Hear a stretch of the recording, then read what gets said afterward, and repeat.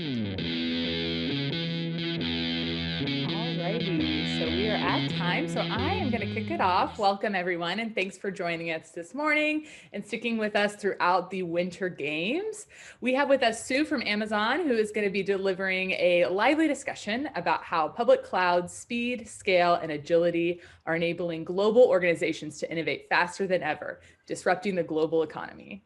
And we want to hear from you all as well. Sue will be actually quizzing our knowledge throughout the session with a fun game of trivia. You can participate by putting your answer into the chat, so please locate that below and feel free to introduce yourself. So without further ado, Sue, please take it away.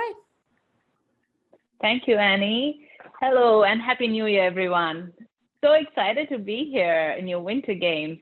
Hope you are all having fun. And I know this is the last day, so the best for the last.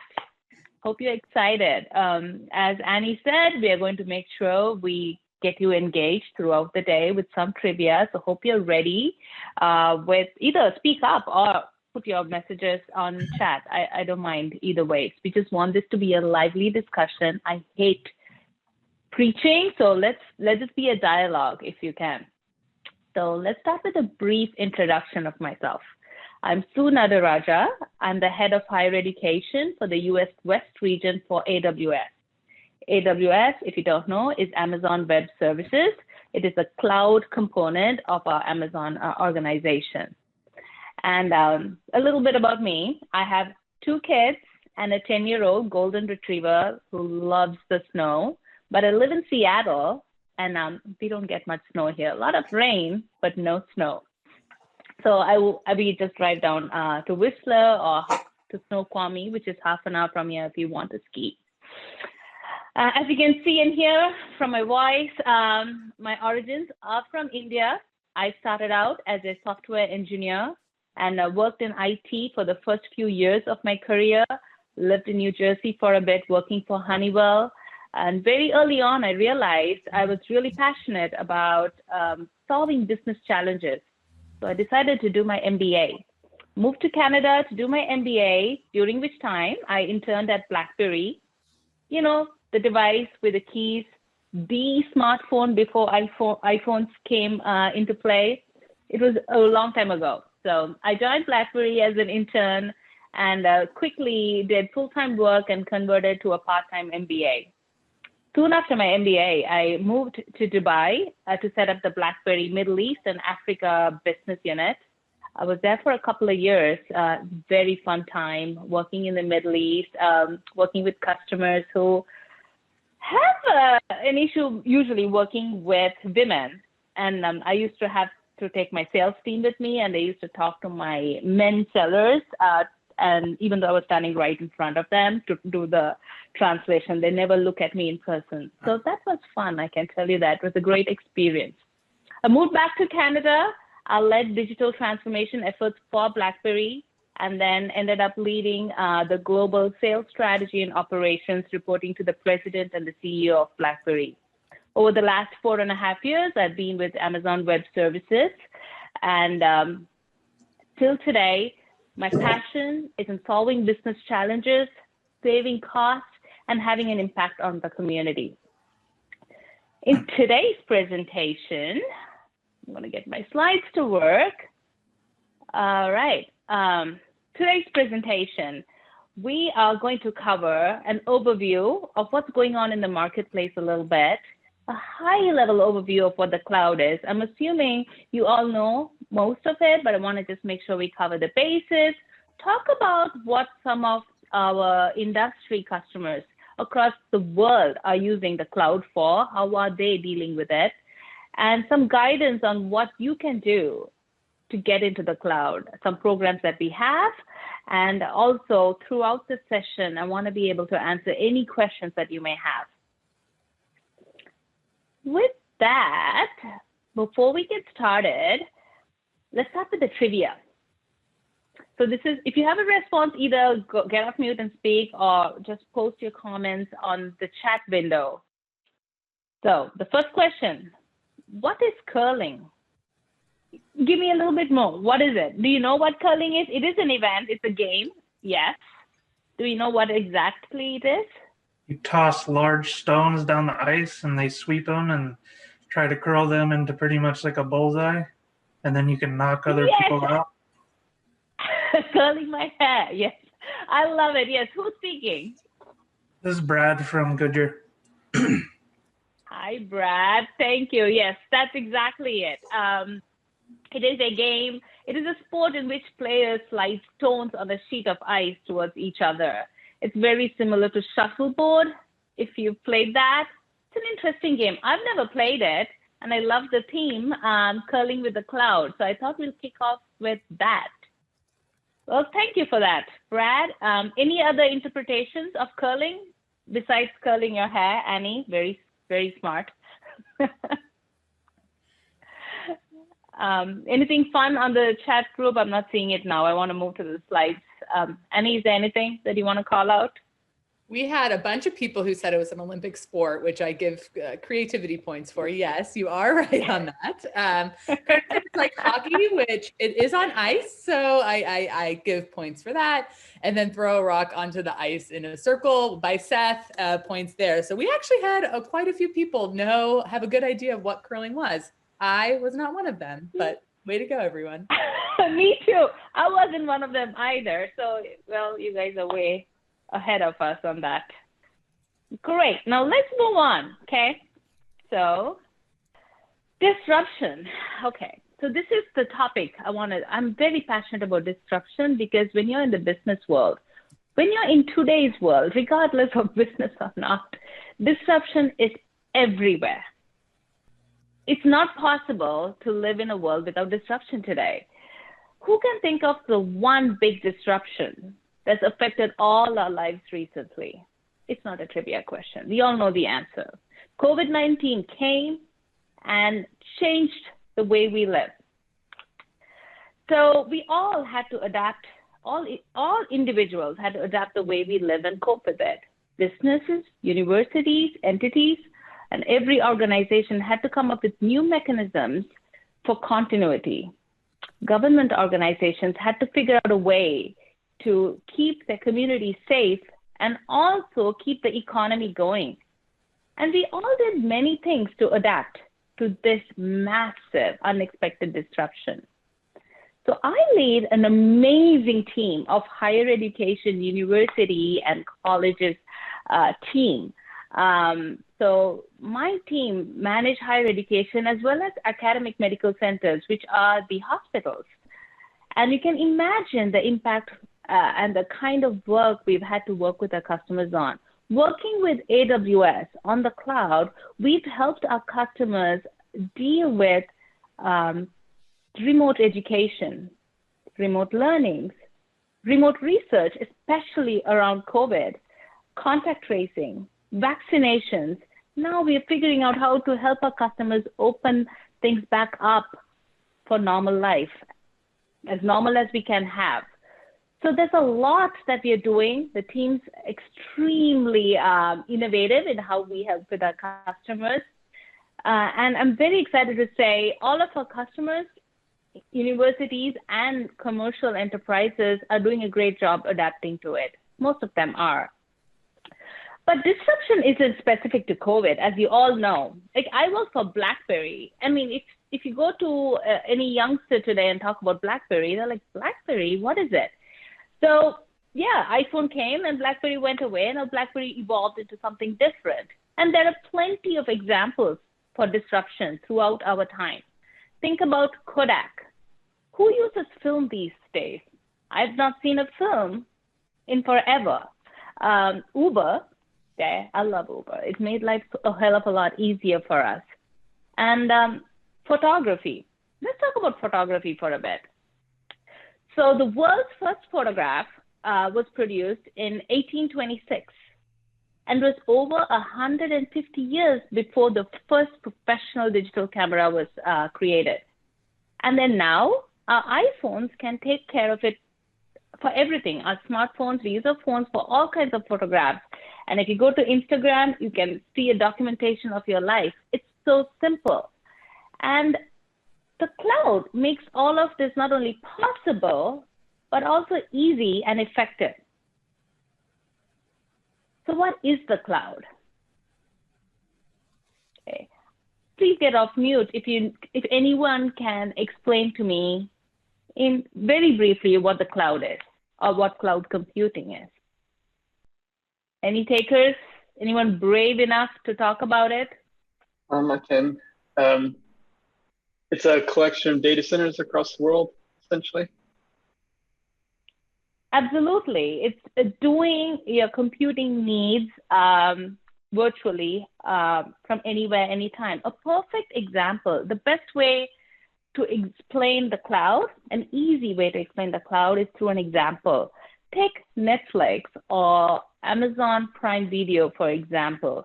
They run on the cloud, and namely Amazon Web Services. They run on AWS. And it is a service that's available to you anywhere, at any time, whenever you want it, on demand. And you can use it on, as long as you have an internet connected screen, you can use it. And there's a pay-as-you-go pricing model for it, in the sense that you only pay for what you use. You don't have to pay for like a year's worth of cable connection in order to get this. So apply this concept to all of your computing needs, and that is the cloud. It's very simple. So from an education perspective, hundreds of millions of students, educators, and researchers across the globe have access to education technologies and online courses running on the AWS cloud. Speed, agility, and time to research within minutes or seconds, not hours and days and months. That is highly secure, easily scalable, and all of this available at a very affordable, low cost. What's not to love about cloud computing, right? Because it makes innovation, research, disruption easy.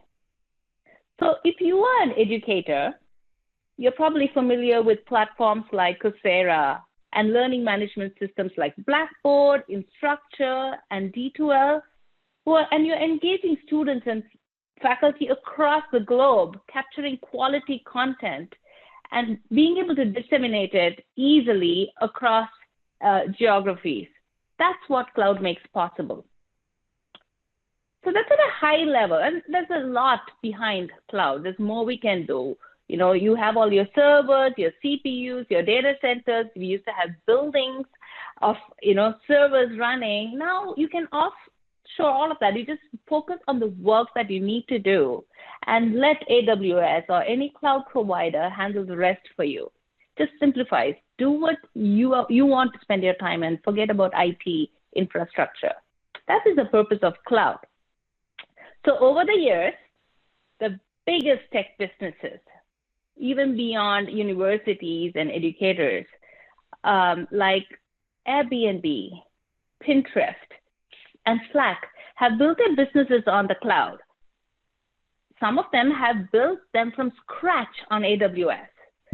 Today, thousands of enterprises of all sizes and across all industries are using AWS to drive meaningful outcomes, not only for themselves, but for their end customers. So you can see the screen is populated with customer names and logos of all sizes and verticals. So I just want to call out a few by name to give you an idea of who needs to think about cloud. When do you need to know more? Whom does it address? So let's take financial services.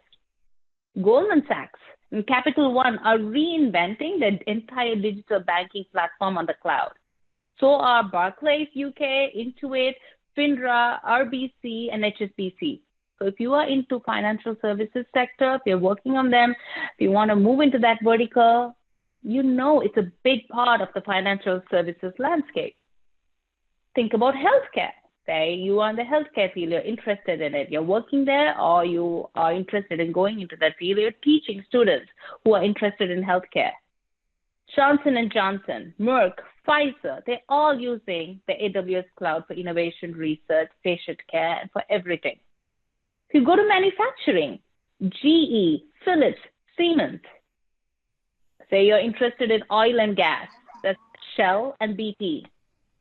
Media and entertainment. This one many of you will know. So Netflix, Disney, Discovery, Turner, HBO, they all run on the cloud. That's how you can access these services anytime, whenever you want it. If you look at travel and accommodations, Expedia is running on the cloud, on AWS actually, Choice Hotels, Hilton Hotels. They're all managing the IT infrastructure on the cloud. The move to public sector. Over 6,500 government agencies worldwide use AWS. Over 9,000 academic institutes are on the cloud, and tens of thousands of nonprofit. So all this to say, regardless of what you're doing, cloud is important and relevant to you. I see we have a couple of students who spoke up. So I'm sure you all know what Epic is. And I want to give a little deeper dive on what we actually do, an example of what we actually do. So either you play Fortnite on Epic, or you know someone who plays it, you have kids who play it, or your family members who are addicted to it. My kid spends all his weekends and evenings on Fortnite. It's pretty addictive. I don't get it, but they do. So for those of you who are not familiar, Fortnite is a video game where players collaborate on various missions to fight back against some mysterious storm or attempt to be the last person standing in the battle royale mode. It's a fighting game. That's what I call it in simple terms. It has become a huge phenomenon that ended up attracting over 125 million players in less than a year. 125 million players in less than a year. That's how impactful that is. That is, just imagine how fast that company had to grow and scale to reach all of its customers. And guess what? It is a free-to-play service. And the entire revenue generating model for that business is from in-game microtransactions, meaning the revenue depends on continuously capturing the attention of the gamers. What are their sentiments? When are they engaged? When are they not? Knowing when to position the packages and the revenue generating packages and proposals that they want to offer custom on time to the gamer. That's how they keep the revenue flowing and the gamers engaged. So we at AWS helped with this challenge to collect all the data, do the analytics, and they actually generate about 14 petabytes of data and store it in Data Lake, which is powered by Amazon again. We architected the entire analytics platform for Fortnite, because Epic is the company owner for that. So that is an example of what you can do on the cloud.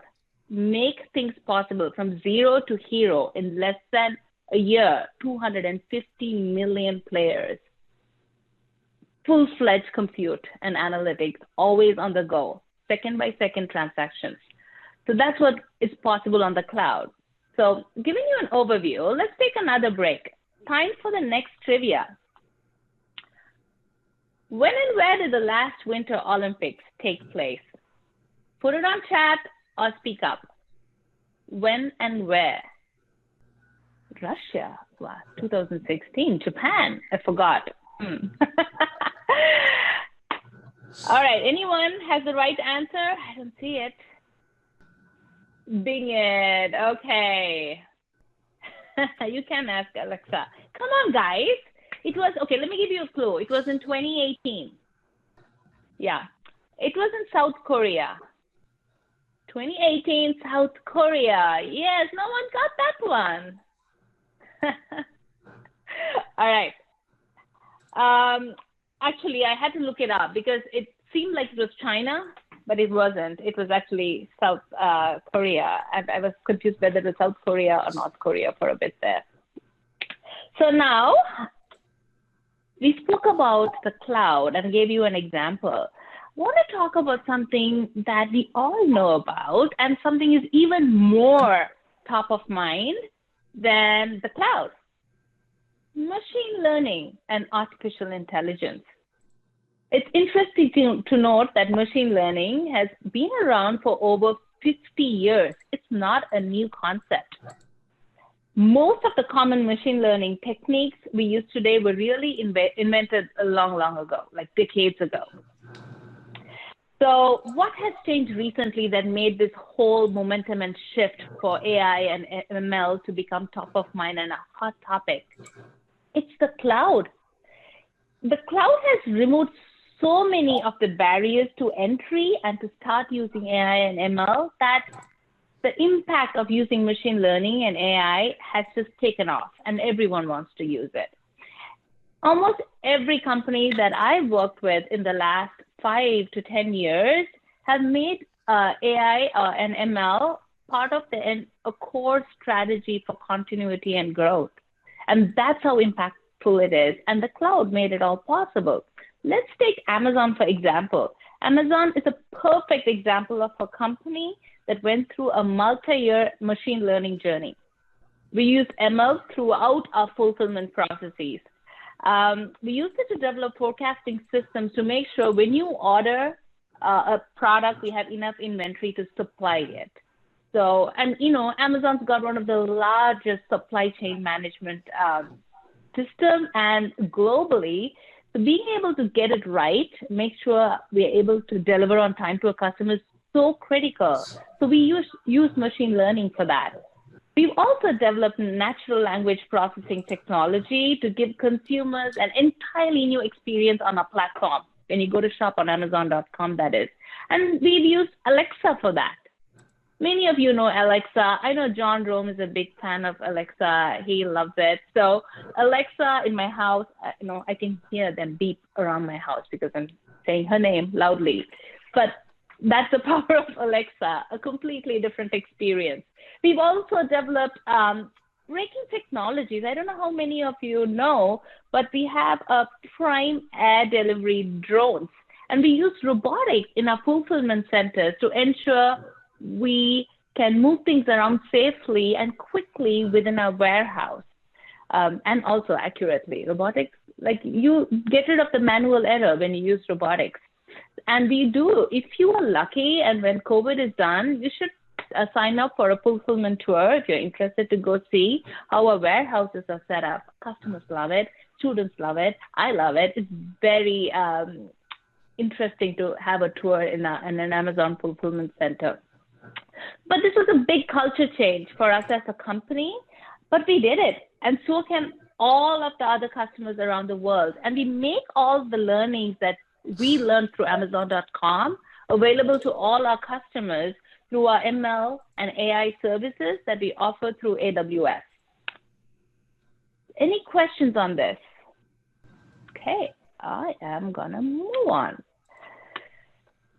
So talking about the cloud, and I've spoken about AWS, and we are not the only public cloud provider available, but AWS is the leader in cloud. So Gartner publishes this Magic Quadrant every year. And for the 10th consecutive year, AWS was named as the leader in cloud. So being a leader and being an innovator, what does that do? We have a lot of customers. We have thousands and thousands of customers, and we hear from them. And what are they telling us? I've been in commercial and public sector, and I've worked for decades. All of our customers in the last 5 years, the biggest concern is that they do not have enough resources or cloud-skilled employees or talent to meet the demands of their company. Now, isn't that relevant to all of you? Like either you're an educator or a student. This is where you can help. They want people who know the cloud, who gets the cloud. So, and we don't have enough trained individuals available in the market to meet the demand. The demand and supply. There's way too much demand, not enough supply of this talent. So skilling ourselves on cloud is super critical now, more so than ever before. So what kind of skills do you really need to get into this? So if you are into IT, analytics and big data, cloud architect, data scientist is another big hot topic now. Everyone's looking to hire a data scientist. That's an area that you could go behind, software engineering. All of that's available. But I want to point out, it's not just for IT professionals. Even if you're not into IT, non-IT careers too need cloud knowledge at a very high level. Marketing, sales, you name it. Like everyone needs to be aware of what's going on. So we've already established every industry needs the cloud, but also every role needs to understand cloud at some level to be really successful and impactful in today's world and marketplace. At AWS, we have many programs to help educate. So we actually have a program called AWS Educate, AWS Academy.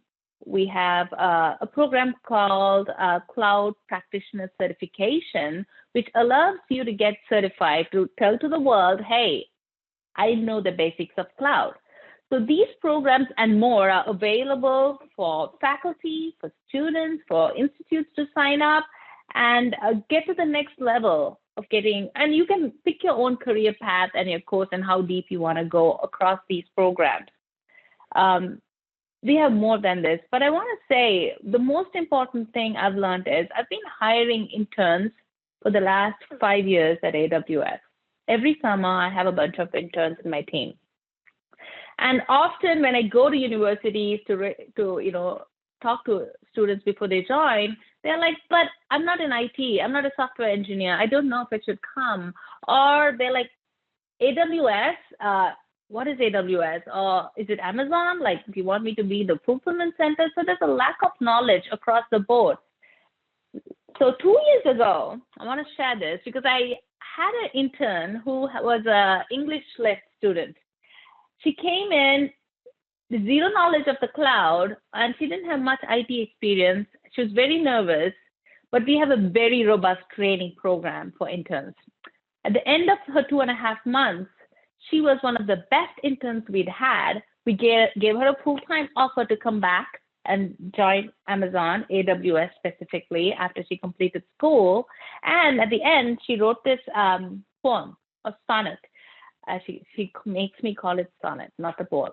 Talking about Redshift, it is one of our AWS services, and it just goes to show how much he's embraced it and how it's for everybody. Cloud is for everybody. It's not rocket science.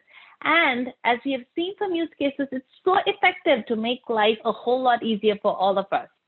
I just wanted to share this. This is very personal to me. I have this like blown up and on my screen in my home office and my office, which I never go to these days.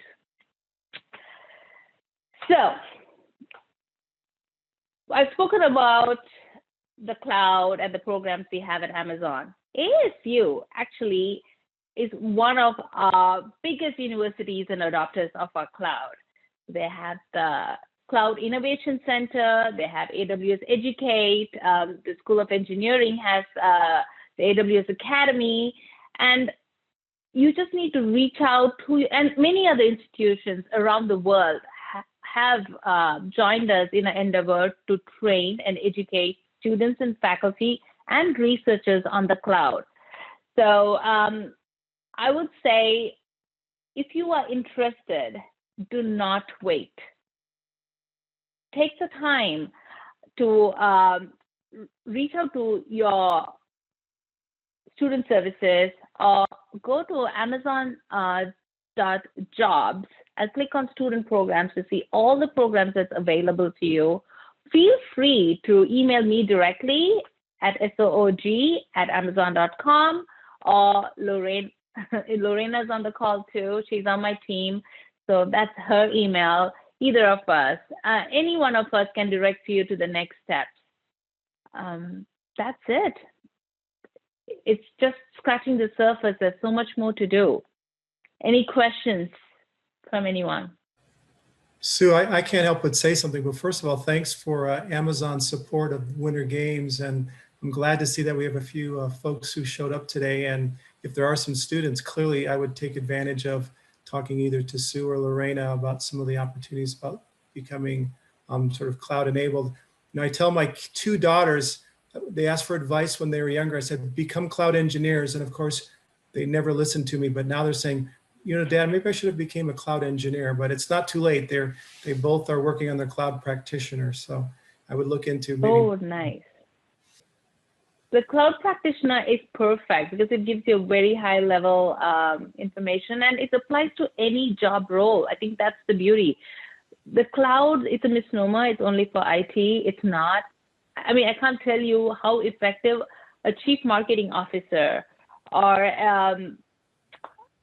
salesperson or even someone who's nothing to do with it, if they're working on infrastructure, on the facility side, knowing cloud just makes your job a whole lot more easy and more effective. And you can leverage the other departments to work with collaboratively in a more effective way. And you are actually very prime for today's job market once you get those certifications and trainings under your belt. Absolutely. Thank you, Sue. And we have two questions in the chat. The first from Curtis, who is asking if you could expand more on the education opportunities. Education opportunities for students in school, like things that you can do? I think yes, Curtis, I believe, is a student, so that seems like the right path downwards. Yeah, so where can I learn? Yeah. Oh, hi, Curtis. Hi, good morning. You talked about being able to learn. I know Azure has Microsoft Learning, and you can learn self-paced. It's free and all that. What does AWS have? So we have many programs. So if you go to AWS Educate, just Google it, or AWS Academy, it will walk you through the steps. You can sign up. Universities offer it. We can work directly with students too. But John Rome just mentioned something called Cloud Practitioner Certification.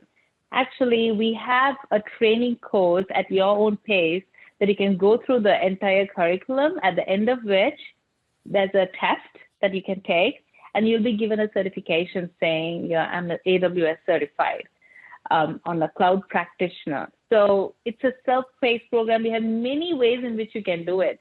We have a curriculum that we are co-hosting with universities that you can be part of. But if you want the most self-paced one, I would recommend doing the cloud practitioner certification, called it AWS CPC certification. And it is self-paced, and you can choose, it takes about a couple of weeks to get through all the courses, and you'll be certified at the end of it. Does it answer your question, Curtis? Yes, thank you. Yeah, it's all online. Just go and Google for AWS Educate or AWS Academy, and you should get the details. Or if you want to get the certification, AWS Cloud Practitioner. Annie, I'm assuming you'll be sharing these slides out to everyone, so they should be able to get the links from here, right? Yes, absolutely. Okay. And we had one other question of just interest in scheduling warehouse visits, but Lorena, it looks like put the link in the chat there for you, Alicia. Yeah. Whichever part of the country you're in, you can schedule it because you have multiple fulfillment centers across the US especially. Do not miss it. Do it. But make sure you don't wear flip-flops or open-toed shoes. They don't let you in without fully covered security reasons. Are we done? Unless there's any other questions, thank you so much, Sue, for this presentation, for the trivia questions.